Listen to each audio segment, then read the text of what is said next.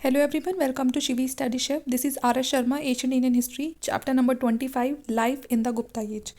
तो इस चैप्टर में हम पढ़ेंगे गुप्ता एज के बारे में। लास्ट टाइम हमने पढ़ा था, जो हम 3-4 चैप्टर से पढ़ते आ रहे थे, कि पहले हमने पढ़े कि जो सेंट्रल एशिया के साथ कांटेक्ट कैसे थे, ठीक है। फिर हमने जाना क्राफ्ट कॉमर्स के बारे में। अब इस लेक्चर में हम पढ़ेंगे गुप्ता एज। अब यहाँ से हमारी जो गुप्ता एज की स्टार्टिंग है वो हम देखेंगे। जो हमने लास्ट टाइम पढ़ा था, जो फॉरेनर्स हमारी कंट्री में आ रहे थे, जिसमें ग्रीक थे, शाकास थे, कुषाण थे, और उसके बाद गुप्ता एज। तो लेक्चर आपके लिए बहुत ही बेनिफिशियल होने वाला है, चाहे आप किसी एग्ज़ाम के लिए पढ़ते हैं या फिर आप स्कूल में हैं या आप सिंपल एक बेसिक हिस्ट्री की नॉलेज लेना चाहते हैं, तो लेक्चर आपके लिए बहुत ही बेनिफिशियल रहेगा। वीडियो अच्छी लगे तो प्लीज़ लाइक करना, शेयर करना और चैनल को सब्सक्राइब कर लेना और ऐसी वीडियोज़ के लिए। तो चलिए स्टार्ट करते हैं अपने लेक्चर को। सबसे पहले हमारी जो हेडिंग है वो है सिस्टम ऑफ एडमिनिस्ट्रेशन, ठीक है। जैसे कि हम जिस भी डायनेस्टी को पढ़ने से पहले उसके जो सबसे पहले जानते हैं उसके एडमिनिस्ट्रेशन के बारे में, कि कोई भी साम्राज्य अगर इतने लंबे टाइम तक चला है तो उसका जो एडमिनिस्ट्रेशन था वो किस तरह से मैनेज किया गया। तो सेम इसमें भी हम सबसे पहले वही पढ़ेंगे। In the contrast to the Maurya rulers, Gupta kings adopted pompous titles such as Parameshwara, Maharaja Adhiraj, परम भट्टार का, ठीक है। तो ये थोड़ा अगर प्रोनाउंस करने में गलती हो रही है तो प्लीज़ आप स्पेलिंग पे ध्यान देना, या जिस भी तरह आप प्रोनाउंस करना चाहते हो तो उस तरह कर सकते हैं।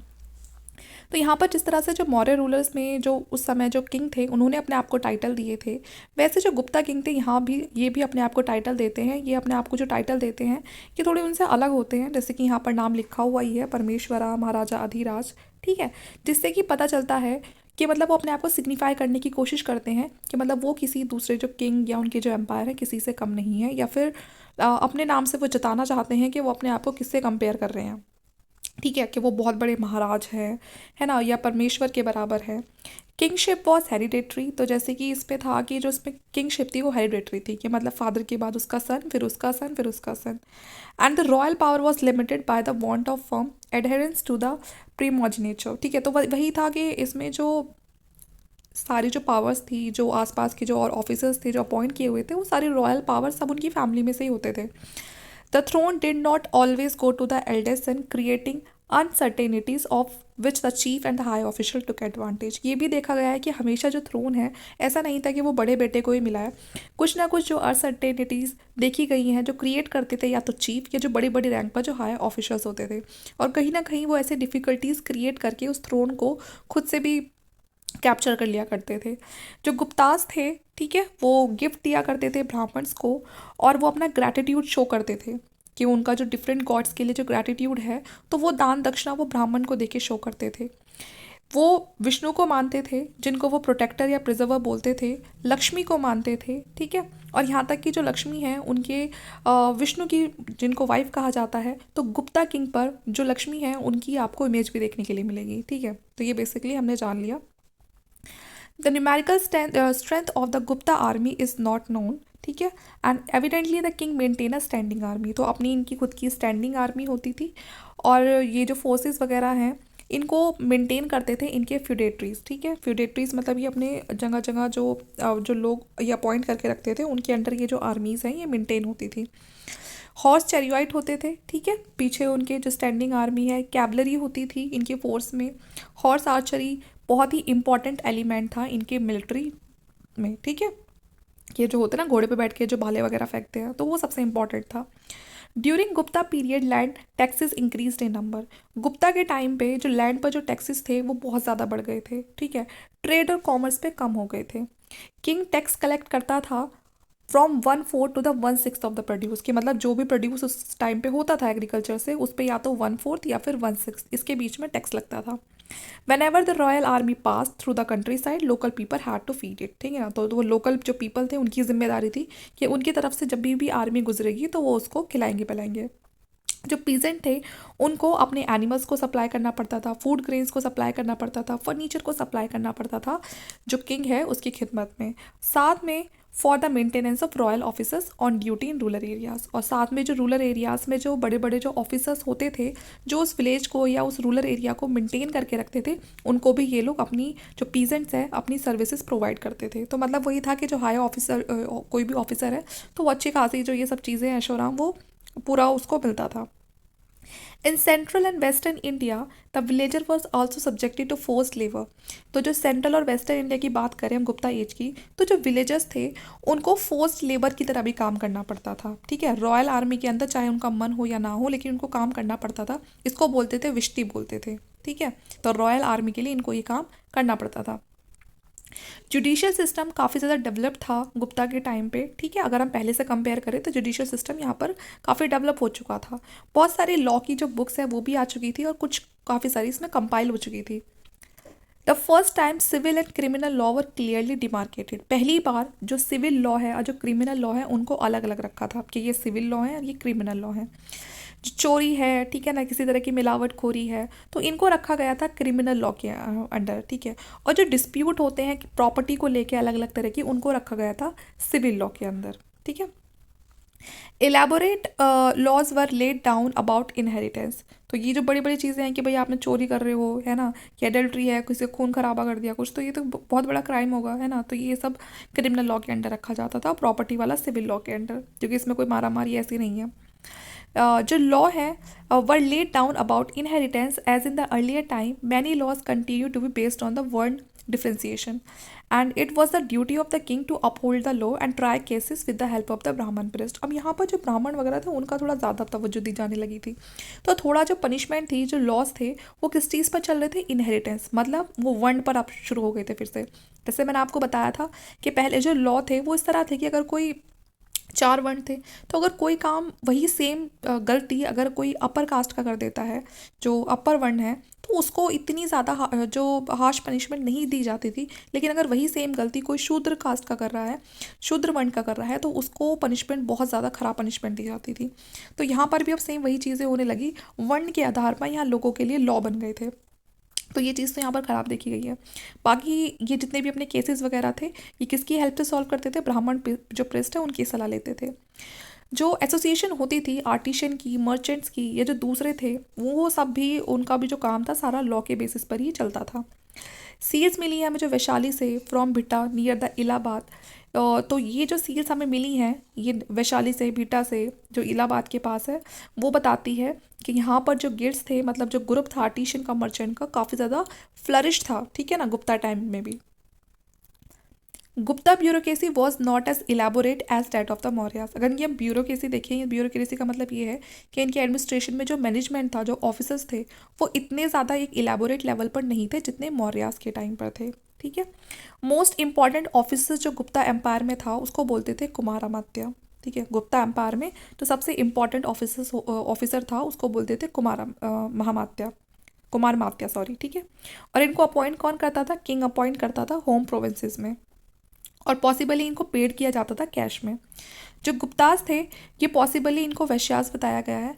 Recruitment was not confirm to the upper varna only but several officers were combined in the hand of the same person and post become hereditary. ठीक है, तो ये मैंने आपको पहले ही समझा दिया कि पोस्ट वगैरह क्या थी, हेरिडेटरी थी। ठीक है, and this naturally weekend royal control, और यही चीज़ फिर उसने इस पूरे रॉयल को, जो रॉयल कंट्रोल था, उसको वीक कर दिया। क्योंकि जब पावर बहुत ही लिमिटेड लोगों के हाथ में होती है और वो हेरिडेटरी बन चुकी है, तो उन्हें डर किस चीज़ का है, सारी पावर उनके हाथ में, और उनको पता है उनसे छिन के ये पावर कहीं जानी भी नहीं है, ज़्यादा से ज़्यादा क्या होगा, आगे चल के उन्हीं की नेक्स्ट जनरेशन को मिल जाएगी। तो इस चीज़ ने, तो इससे क्या होगा, लोग अपना काम सही से नहीं करेंगे।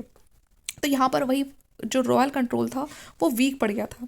जो गुप्ता थे organised a system of provincial and local administration, तो इनका जो सिस्टम था वो प्रोविंशियल था और लोकल एडमिनिस्ट्रेशन था।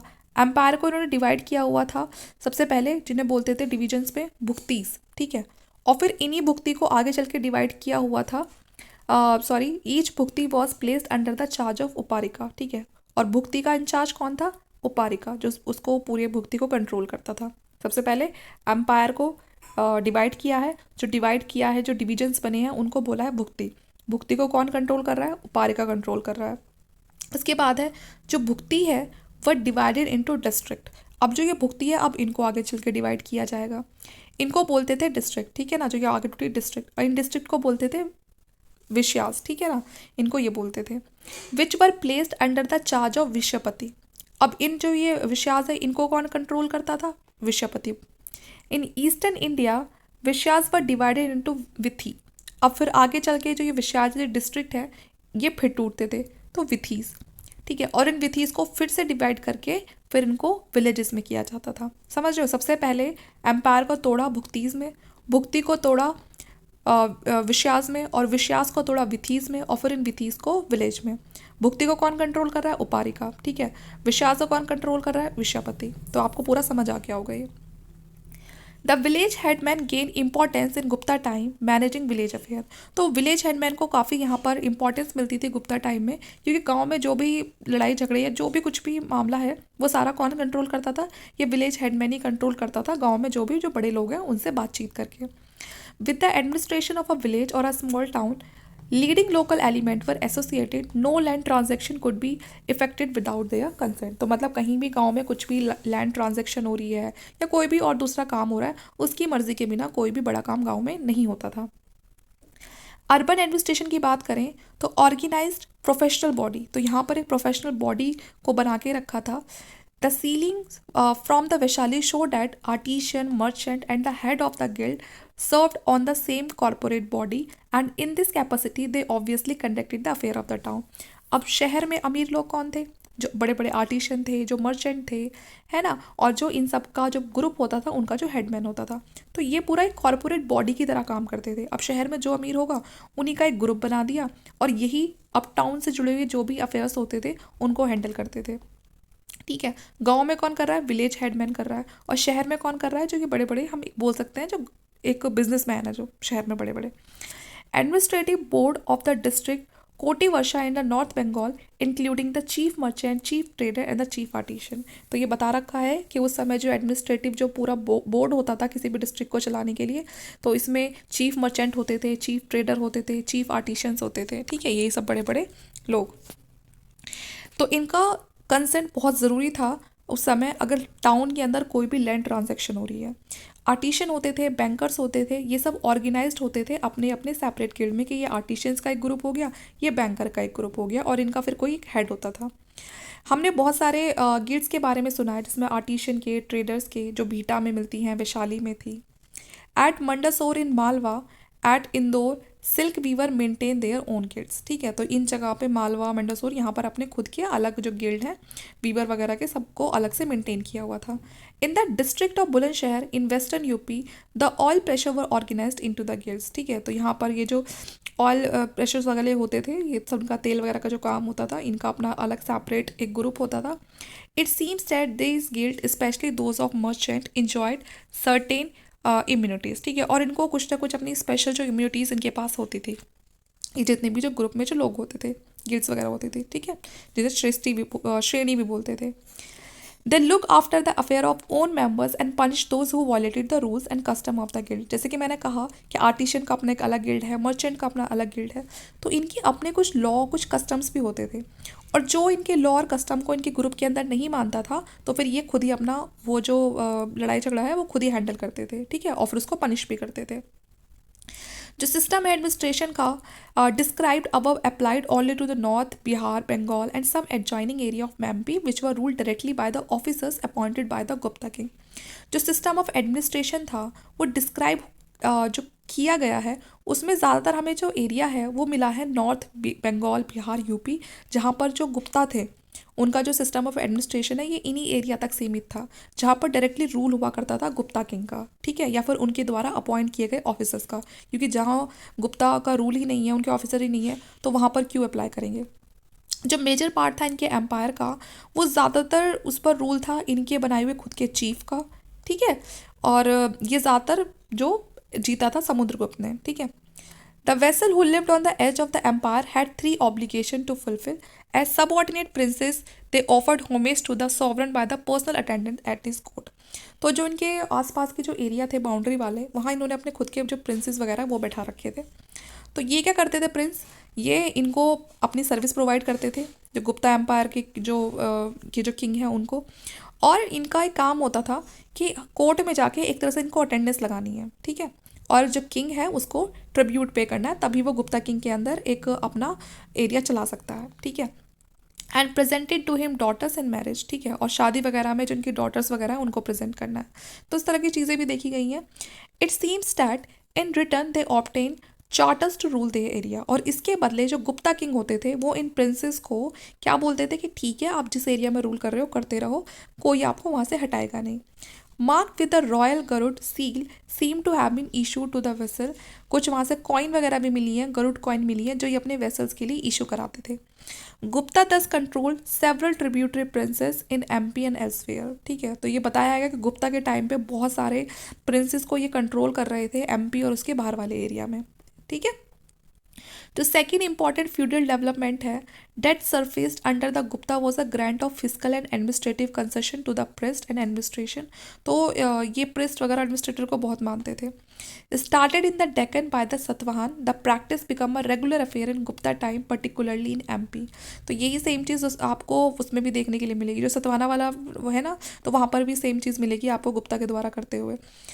Religious functionaries were granted land free of tax for posterity, and they were authorized to collect from the peasant all the taxes that once went directly to the emperor। तो जितने भी तरह के जो tax होते थे सब चीज़ें डायरेक्टली किसको दी जाती थी, ली किससे जा रही है, पीजेंट से ली जा रही है, लेकिन वो पहुँचती किसके पास थी, जो एम्प्रर था उसके पास।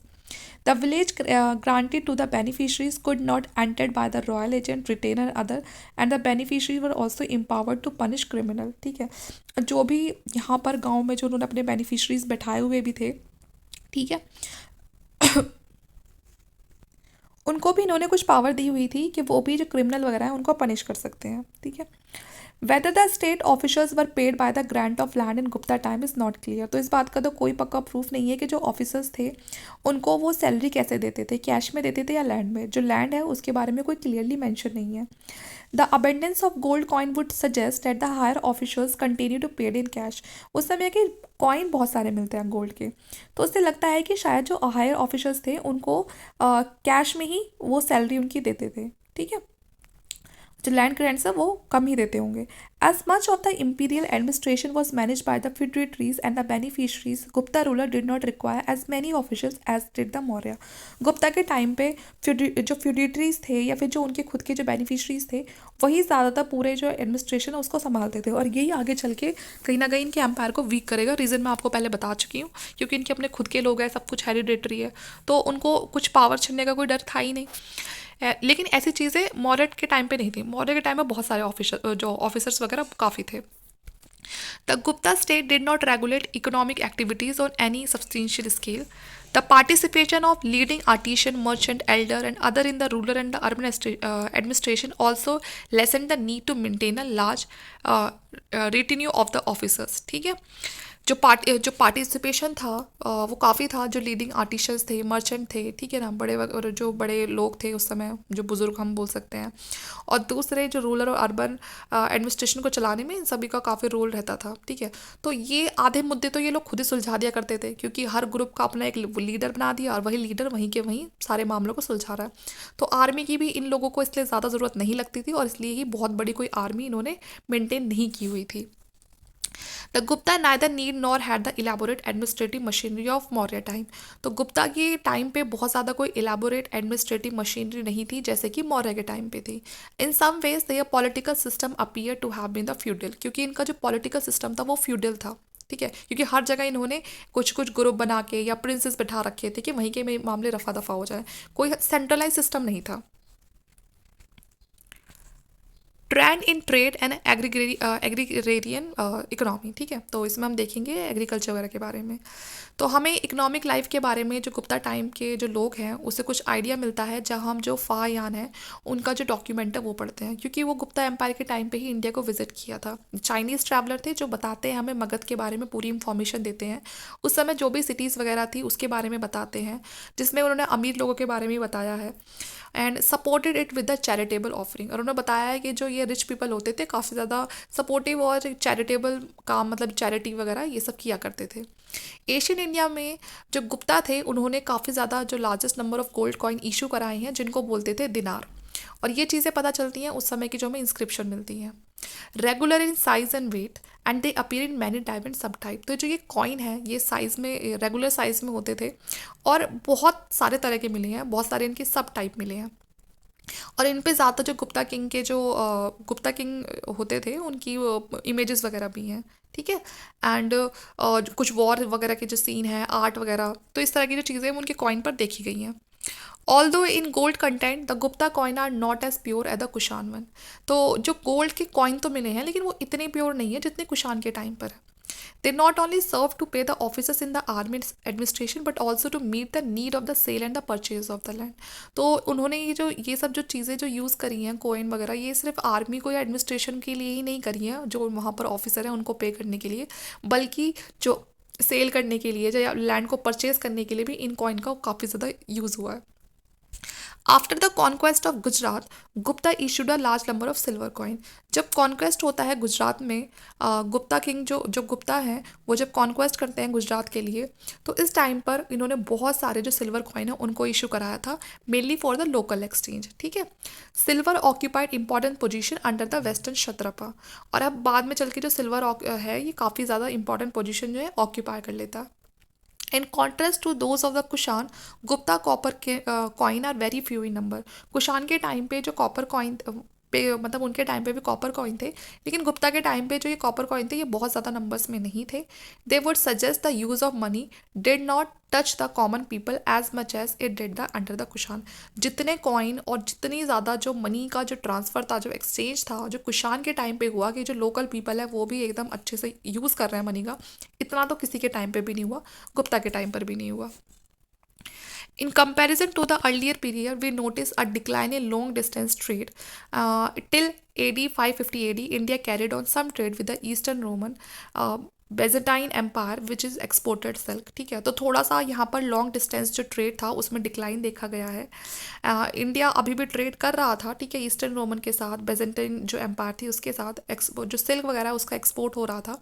Around AD 550 the people of the Eastern Roman Empire learn from the Chinese the art of growing silk. और अब हम देखेंगे कि 550 AD के अराउंड जो लोग थे ईस्टर्न रोमन एम्पायर के, अब वो सीख चुके थे चाइनीज़ की जो आर्ट थी कि सिल्क को कैसे ग्रो किया जाता है। तो इस वजह से क्या हुआ, अब इंडिया का जो एक्सपोर्ट ट्रेड था सिल्क का उसमें कभी ना कभी अफेक्ट पड़ता है कि अब उन लोगों को खुद ही बनाना आ गया। तो जो सिल्क चाइना से एक्सपोर्ट होकर इंडिया में आ रहा था, फिर इंडिया से रोमन जा रहा था, अब वो वहाँ रोमन एम्पायर वाले सीख गए, तो उनको ज़रूरत ही नहीं है इंडिया से मंगाने की।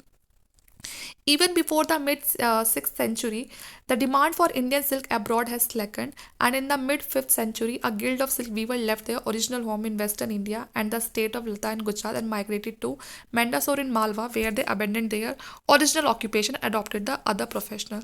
और यहाँ तक कि बाद वाला जो टाइम आता है मिड 5th सेंचुरी, वहाँ पर जो सिल्क वीवर्स थे, ठीक है, उन्होंने अपना जो ओरिजिनल होम था वेस्टर्न इंडिया में उसको छोड़ ही दिया, गुजरात को छोड़ के वो मालवा वाले एरिया में आ गए, क्योंकि जो उनका सिल्क का जो बिजनेस था अब धीरे धीरे वो डिक्लाइन होता जा रहा था। और अब वो इतना डिक्लाइन हो चुका था कि उनको अपना काम छोड़ के उन्हें वो अपना काम ही छोड़ना पड़ा, क्योंकि अब लोग खरीद ही नहीं रहे हैं, और अपना जो ओरिजिनल ऑक्यूपेशन है उसको छोड़ के उन्होंने दूसरे प्रोफेशन को अडॉप्ट कर लिया, ठीक है। The striking development of Gupta period, especially in the eastern and central MP, was the emergence of priestly landlord at the cost of local peasant. अब जो गुप्ता पीरियड है डेवलपमेंट तो उसमें हो रही थी, लेकिन जो ईस्टर्न और सेंट्रल एमपी था वहाँ पर आप देखोगे कि वहाँ पर जो प्रिस्टली लैंडलॉर्ड थे, मतलब जो ये पुजारी थे, ये अब लैंडलॉर्ड बन के बैठ गए थे। और किसके ऊपर, जो लोकल पीसेंट थे, ठीक है, जो लैंड ग्रैंड थे वो प्रिस्ट को दिए जाते थे, उनको तो फ्री में ज़मीनें दी जा रही हैं। अब वो क्या करते थे, इस पे कल्टीवेशन कराते थे जो गरीब लोग थे उस समय किसान, और उनसे पूरा फ़ायदा उठवाते थे। और जो लोकल ट्रैवल पीजेंट थे उन पे टैक्स लगाते थे काफ़ी ज़्यादा। तो अब जो लोकल ट्रैवल पीजेंट थे उनका जो स्टेटस था वो बहुत ज़्यादा रिड्यूस हो चुका था, बहुत कम हो चुका था, क्योंकि ज़मीनें छिन रही हैं उनसे। In central and western India peasant were also subjected to force labour. तो ये जो पेस्टली लैंडलॉर्ड थे ये बिल्कुल जो पीजेंट थे उनसे उनसे फोर्स लेबर की तरह काम करवाते थे। Substantial amount of virgin soil was brought under cultivation and better knowledge applied to agriculture in the tribal area of the central India by the Brahmin beneficiary. तो ठीक है, जो भी ज़मीन वगैरह थी अब सबको उसको कल्टीवेशन में लाना शुरू कर दिया, थोड़ी बेटर नॉलेज आ गई एग्रीकल्चर के बारे में। ट्राइबल एरियाज थे जो सेंट्रल इंडिया के, वहाँ पर एग्रीकल्चर शुरू करवा दिया। और ये सब काम कौन करवा रहा था, जो ब्राह्मण बेनिफिशरी थे, क्योंकि उनको पूरी छूट कर दी थी कि लैंड वगैरह, क्योंकि उनको बड़े बड़े लैंड ग्रांट्स मिलते थे जो गुप्ता किंग देते थे उनको, कि मतलब जब वो उनसे खुश हो जाते थे गुप्ता किंग, तो जो प्रिस्ट वगैरह हैं उनको बड़ी बड़ी ज़मीनें दे दिया करते थे। तो अब वो ज़मीनों को खाली तो छोड़ेंगे नहीं, वो उससे खेती करवाते थे। जो पीजेंट होते थे बहुत गरीब, उनसे फोर्स्ड लेबर की तरह। बात करते हैं उस टाइम की सोशल डेवलपमेंट की। Large scale land grant to the Brahmin suggest at the Brahmin supremacy increase in Gupta time. अब इतने बड़े बड़े लार्ज स्केल लैंड ग्रांट्स ब्राह्मण को दिए जा रहे हैं, तो इस बात से कि तो क्लियर है कि जो ब्राह्मण है उनकी सुप्रीमेसी कितनी ज़्यादा इंक्रीज हो गई थी गुप्ता टाइम में। ठीक है। जो गुप्तास थे वो ओरिजिनली वैश्यास थे। ठीक है। Came to be looked up as a Kshatriya by the Brahmin, लेकिन ब्राह्मण की तरफ से वो क्षत्रिय की श्रेणी में डाल दिया था उनको। जो ब्राह्मण्स थे वो प्रेजेंट करते थे गुप्ता किंग को गॉड लाइक एट्रीब्यूट। ठीक है ना। तो अब भाई गुप्ता किंग उनको इतनी ज़मीन दे रहे हैं, बिल्कुल उनको लैंडलॉर्ड बना दिया, तो उन्होंने भी कोई कसर नहीं छोड़ी ब्राह्मण्स ने गुप्ता किंग को बिल्कुल गॉड की तरह फील कराने में। ठीक है। तो अब ये सब चीज़ें क्या कर रही थी, गुप्ता जो प्रिंसेस थी उनकी पोजीशन को इम्प्रूव कर रही थी। ठीक है। अब इससे क्या हो गया, जो गुप्ता प्रिंसेस है वो बहुत ज़्यादा जब देखते थे कि ब्राह्मण उनको बिल्कुल भगवान की तरह ट्रीट कर रहे हैं, उनको ऐसे उनकी बहुत ज़्यादा तारीफ़ें कर रहे हैं, तो वो जो गुप्ता प्रिंस थे वो भी अपनी उसमें क्या कहते हैं हवाइयों में वो भी जो ब्राह्मण्स हैं उनके बहुत बड़े सपोर्टर बन गए। अब दोनों आपस में दोनों को बड़ा ही अच्छा फ़ायदा मिल रहा था एक दूसरे से। The Brahman accumulate wealth on the account of numerous land grant and made to them therefore the claim many privileges। और इसकी वजह से जो ब्राह्मण्स थे उनको अच्छी खासी ज़मीन मिल रही थी और बहुत सारे उनको प्रिविलेज मिल रहे थे। ठीक है। जो कि सारे के सारे आपको जो नारद स्मृति है, the law book of Narad, उसमें आपको देखने के लिए मिल जाएंगे, जो 5th सेंचुरी के आसपास का सारा उसमें बताया हुआ है। जो कास्ट है वो भी काफ़ी ज़्यादा यहाँ पर अब आ चुकी थी, है ना। सब कास्ट थे। As a result of two factor a large number of foreigners had been assimilated into Indian society. अब ये टाइम ऐसा था कि इनसे पहले, गुप्ता से पहले, बहुत सारे जो फॉरनर्स थे वो देश में आ चुके थे। ठीक है। हमें पढ़ भी चुके हैं प्रीवियस लेक्चर्स में। तो अब जो इंडियन सोसाइटी है वो एसिमुलेट हो चुकी थी क्योंकि बाहर से लोग आके यहाँ पर मिल रहे हैं। Each group of foreigners were considered a kind of caste, और हर जो ग्रुप था फॉरनर्स का अब उनको एक कास्ट बना दिया था यहाँ पर, इसलिए बहुत सारी कास्ट बन गई थी। As the foreigner largely came as a conqueror they were given the status of Kshatriya in society. अब जितने भी फॉरनर्स यहाँ इंडिया में आते हैं सब कॉन्क्वायर की तरह आते हैं, सब लड़ाई झगड़ा तो करते हैं, जीतने के लिए आते हैं, तो इसलिए उनको हर किसी को क्षत्रिय है उसकी कास्ट में डाल दिया, क्योंकि भाई जो लड़ने वाला काम है वो तो क्षत्रिय को ही होता है, तो इसलिए सबको क्षत्रिय का स्टेटस दे दिया सोसाइटी के अंदर। जो हुन्स थे वो भारत आए, जब वो कब आए, 5th सेंचुरी के आसपास आए। ठीक है। And eventually came to be recognised as one of the 36 clan of the Rajput. और उनको कैसे पहचान दी गई कि ये 36 क्लैन है किसका, राजपूतों का। ठीक है। And even now some Rajput bear the title Hun. और कुछ राजपूत ने बाद में चल के अपने आप को इसलिए टाइटल भी देना क्या शुरू कर दिया, हुन। ठीक है। The other reason for the increase in the number of caste was the absorption of many tribal people into the Brahmanical society। अब दूसरा रीज़न क्या रहा कि बहुत सारे जो ट्राइबल पीपल थे उन्होंने क्या किया, ब्राह्मणिकल सोसाइटी को ज्वाइन कर लिया। ठीक है। वो उसमें एब्जॉर्ब हो गए through the process of land grants. And the chief tribal were assigned a respectable origin. The most of their ordinary kinsmen were assigned a low origin, and even a tribe become a kind of caste in its new incarnation। क्योंकि वो लोग भी इसलिए हो गए क्योंकि भाई जब तक वो ट्राइबल की तरह रह रहे थे उनको एक लो कास्ट की तरह रखा जा रहा था, लेकिन अब इसलिए उन्होंने सोचा सबसे ज़्यादा इज्जत तो इन्हीं को मिल रही है, तो क्यों ना हम इन्हीं की उसमें कास्ट में शामिल हो जाए, तो उनका वो भी शामिल हो गए, लेकिन उनको पूरी तरह से ब्राह्मण ना समझ के उनको एक अलग कास्ट बना दिया। ठीक है। ये जो चीज़ें हैं ये बहुत लंबे टाइम तक चली, इवन आज भी आपको देखी जाती हैं। ठीक है ना, कि लोग अपना ये सब कास्ट वगैरह चेंज कर लेते हैं। जो पोजीशन थी शूद्र की वो इम्प्रूव होती है थोड़ी बहुत इस टाइम पे। They were now permitted to listen to recitation of the Ramayana. देखिए इससे पहले अभी टाइम ऐसा चल रहा था कि जो शूद्र थे उनको रामायण महाभारत सुनने का भी कोई हक नहीं था, लेकिन अब यहाँ पर उनको परमिशन मिल चुकी थी कि वो रामायण महाभारत पुराण इनको सुन सकते हैं। जो एपिक्स हैं, जो पुराण हैं, वो रिप्रेजेंट करती थी क्षत्रिय ट्रेडिशन को। ठीक है। कुछ मिथ हैं इसमें, लेजेंड्स हैं जो रॉयल्टी को दर्शाते थे उस समय सोशल ऑर्डर को लेकर, तो ये सब चीज़ें सुनने का हर अधिकार नहीं रखते थे शूद्र, लेकिन अब उनको वो थोड़ा थोड़ा वो परमिशन मिल गई। जो शूद्र थे, ठीक है, could also worship a new God, तो अब वो भी वर्शिप कर सकते थे कृष्णा की। ठीक है। और कुछ जो डोमेस्टिक राइट्स वगैरह होते हैं, जो प्रिस्ट को कुछ फीस वगैरह जो दी जाती है, अब वो भी उस चीज़ को कर सकते थे। This can all be link to some improvement in the economic status of the Shudra. तो इससे ये कहा जा रहा है कि जो शूद्र हैं उनका जो इकोनॉमिक स्टेटस है अब वो धीरे धीरे इम्प्रूव हो गया है। From the 7th century onward, they were mainly represented as the agriculturist and the earlier period they generally figured as a servant slave. अब इस टाइम पर आके 7th सेंचुरी के आसपास आके जो शूद्र थे उनको एग्रीकल्चरिस्ट मतलब जो खेती बाड़ी करते हैं उनकी कैटेगरी में डाल दिया था, जबकि इससे पहले उनको एक सर्वेंट की तरह, एक स्लेव की तरह, एक एग्रीकल्चर लेबर की तरह रखा जाता था, जो जिसकी ये ड्यूटी बनती है कि अपने से ऊपर जो 3 वर्ण हैं उनकी सेवा करे। ठीक है। During this period the number of untouchables increased, specially the चंडाल। अब यहाँ पर इस पीरियड में कुछ अनटचेबल्स भी इंक्रीज होते हैं, जिसमें एक थे चंडाल्स। जो चंडाल्स थे वो सोसाइटी में एंटर करते हैं 5th सेंचुरी BC के आसपास। By the 5th century AD their number had become so enormous and their disabilities so glaring that these attracted the attention of the Chinese pilgrim Fahian। अब इस time पर इनकी जो हालत थी वो थोड़ी इतनी ज़्यादा शायद दिख रही थी ऐसी, जो इनकी मतलब उन्होंने जो ये चाइनीज़ पिलग्रिम थे फाहान उनको भी अपनी तरफ खींच लिया, उनकी अटेंशन को भी अपनी तरफ खींच लिया। He inform us that the Chandal live outside the village and deal in meat and flesh. तो ये जो फाहान है ये बताते हैं कि जो चंडाल्स हैं, ठीक है ना, जिनको अनटचेबल की कैटेगरी में रखा है, इनको बिल्कुल बाहर रखा जाता था, मतलब कोई गांव है, कोई टाउन है, उसके बिल्कुल बाहर रखा जाता था, और ये डील करते थे मीट से, फ्लैश से। और जब भी ये टाउन में एंट्री करते थे तो इनका एंट्री करते टाइम भी क्या बोलते थे कि strike a piece of wood to announce their arrival. तो इनके पास हमेशा एक लकड़ी का पीस होता था जिसको इनको बजाते हुए आना होता था जब ये आने वाले होते थे, जिससे कि जो दूसरे लोग हैं वो जैसे ही इनके आने की आवाज़ सुने और वो इन्हें देखने से या इनके सामने से पढ़ने से बच जाए। ठीक है। गुप्ता पीरियड में like the Shudra and women were also allowed to listen to Ramayana and Mahabharata and Purana. Gupta period में शूद्रों को, महिलाओं को हक मिल गया था कि वो रामायण को, महाभारत को, पुराण को सुन सकती हैं। ठीक है। और साथ में जो कृष्णा है उनकी पूजा कर सकती हैं। जो वुमेन थी हायर ऑर्डर्स की, ठीक है, did not have access to independent source of livelihood in pre Gupta and the Gupta time. जो हायर ऑर्डर्स की जो वुमेन थी अभी भी उनको इंडिपेंडेंटली ऐसा कोई हक नहीं दिया गया था कि वो अपनी रोज़मर्रा की ज़िंदगी को चलाने के लिए वो खुद कुछ से काम कर सकती हैं, ना प्री गुप्ता में और ना गुप्ता टाइम में। ठीक है। वो खुद से कुछ नहीं कर सकती थी। The fact that women of the 2 lower varna were free to earn their livelihood. लेकिन आखिरी की जो 2 वर्ण की जो महिलाएं थी, वैश्यास और शूद्र, उनको अधिकार था कि वो अपने दिनचर्या को चलाने के लिए, अपनी जो लाइफ है, अपना जो लिवलीहुड है उसको चलाने के लिए वो कमा सकती हैं, वो फ्री हैं। ठीक है। उनको ये फ्रीडम मिली हुई थी। लेकिन जो अपर कास्ट की वुमेन थी, ब्राह्मण और जो क्षत्रिय, उनको ये आज़ादी नहीं थी। It was argued that the Vaishya and Shudra women take to agriculture operation and domestic services.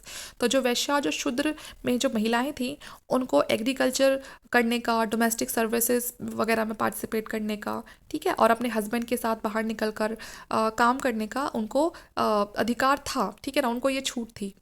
Gupta time, member of the higher order came to acquire more and more land which made them more polygamous and more property minded। ठीक है। तो अब Gupta time में जो ज़मीन थी, higher order वाले जो लोग थे उनके पास बहुत सारी ज़मीन आ गई थी, बहुत सारी ज़मीन उन्होंने हथिया ली थी, जिससे वो बहुत ज़्यादा पॉलीगैमस बन गए थे और प्रॉपर्टी माइंडेड बन गए थे। सोसाइटी पेट्रियार्कल सोसाइटी थी। ठीक है, वही। और जो वुमेन्स थी उनको एक आइटम की तरह, जैसे प्रॉपर्टी है उसकी तरह ट्रीट किया जाता था। ठीक है। वुमेन्स से ये उम्मीद की जाती थी कि वो अपने हस्बैंड को फॉलो करे, ना केवल इसमें बल्कि आगे भी नेक्स्ट वर्ल्ड में भी। जो फर्स्ट एग्जाम्पल है इनमोलेशन का, ठीक है ना, of the widow after the death of her husband occur during the Gupta age. ठीक है। तो वो 1510 में ही देखा जाता है AD में। Some post Gupta law books held that women could remarry if her husband was dead. ठीक है। लेकिन कुछ जो लॉ बुक थी पोस्ट गुप्ता टाइम की, उसमें देखा गया है कि उसमें ऐसा बताया हुआ है कि जो औरत है वो दूसरी शादी कर सकती है अपने हस्बैंड की डेथ के बाद। ठीक है। Destroy important and become an renouncer or had been x communicated, कि मतलब अगर उसके पति उससे रिश्ता तोड़ देता है, ठीक है ना, या वो उससे अपने ताल्लुकात तोड़ देता है सारे, तो इस केस में वो शादी कर सकती है दूसरी। The principal reason for the subordination of women of the upper varna was their complete dependence on man for their livelihood. तो जो ये जो वुमेन्स थी अपर वर्ना की, वो पूरी तरह से अपने पति के ऊपर ही डिपेंड रहती थी। ठीक है। और उनको ना कोई प्रॉपर्टी वगैरह पे उनका कोई हक नहीं था।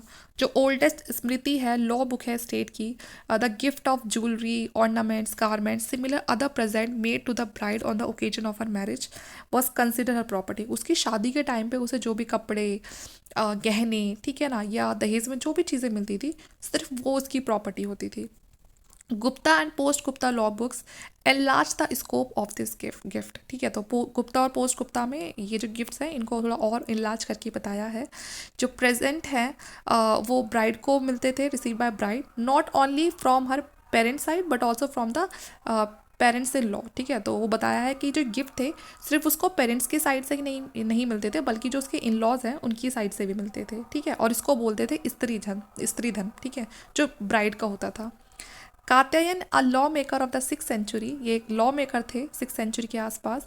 ये बताते हैं कि women could sell and mortgage her immovable property along with her stridhan. ये जो वुमेन है उसको बेचा भी जाता था। ठीक है, और वो जो उसकी प्रॉपर्टी है वो हमेशा उसी के साथ रहती थी, जिसको स्त्री धन बोलते थे।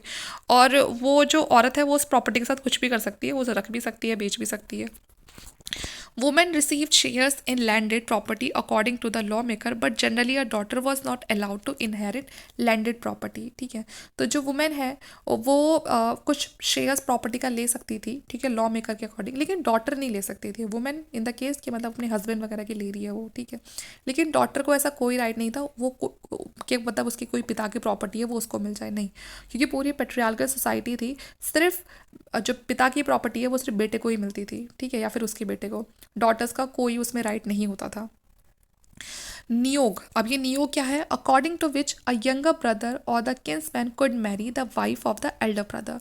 नियोग में क्या होता था कि जो छोटा भाई होता था वो बड़े भाई की जो वाइफ है उससे शादी कर सकता था अपने बड़े भाई की डेथ के बाद। ठीक है, और ये सारी जो प्रैक्टिसेस हैं ये किस में होती थी? ब्राह्मण्स में और क्षत्रिय में, वैदिक टाइम में। But was not allowed to them by the law book of the Gupta and the earlier time. लेकिन ये जो चीज़ें हैं ये गुप्ता की जो लॉ बुक है उसमें नहीं थी और ना उससे पहले थी। ठीक है, similarly widow remarriage was not allowed to member of the higher order. जो विडो रीमैरिज है वो भी अलाउड नहीं थी, खासकर जो हायर ऑर्डर्स थे वहाँ पर, मतलब जो ऊंचे वर्ण थे वहाँ पर। लेकिन शूद्र में ये चीज़ नियोग भी होता था और विडो रीमैरिज भी होती थी। तो इस तरह से तो ये जो लोअर वर्ण बोल रहे हैं जिनको, इनकी ज़्यादा अच्छी सोच है यहाँ पर कि वो उनकी शादी भी करा रहे हैं। ठीक है, वो सारे हक दे रहे हैं औरतों को जीने के। लेकिन अपर वर्ण में ऐसा नहीं था। तो आप खुद सोच सकते हो कौन सा वर्ण यहाँ पर ज़्यादा प्रोग्रेस कर रहा है।